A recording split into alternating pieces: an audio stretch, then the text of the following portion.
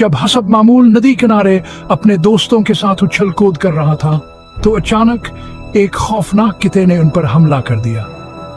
तमाम खरगोश अपनी जान बचाकर जुधर सिंह समाया भाग खड़े हुए। नन्हा खरगोश भी अपनी छोटी छोटी फिरतीली टांगों का फायदा उठाते हुए छलांग मारकर एक जानब दौड़ पड़ा।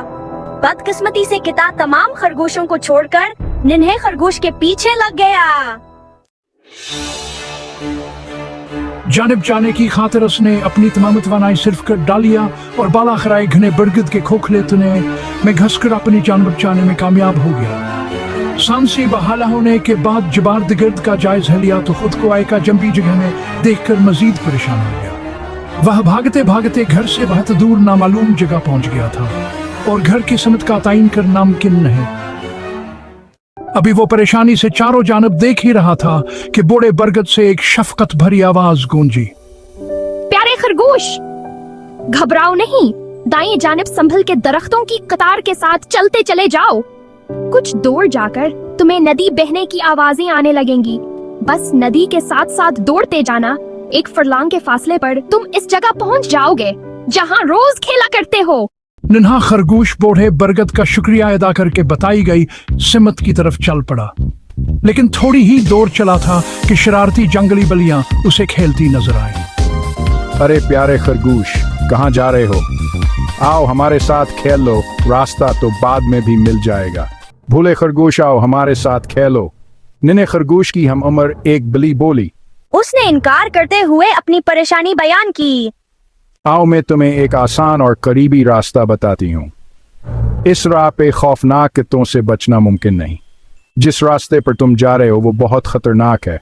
बली ने शरारत से दूसरी बलियों को देखते हुए खरगोश से कहा, अगर तुम इन झाड़ियों के दरमियान से चले जाओ तो चंद लम्हों में नदी किनारे मौजूद अपने घर पहुंच जाओगे। बेचारा खरगोश बली का शुक्रिया अदा करते हुए नए रास्ते की जानब चल पड़ा, लेकिन इसे नहीं मालूम था कि इस जानब सांपों की बस्ती थी। दूसरी तरफ शरारती बिली और इसके दोस्त अपनी शरारत पर बहुत खुश थे, लेकिन भूरी समझदार बिली इस हरकत से नाखुश थी।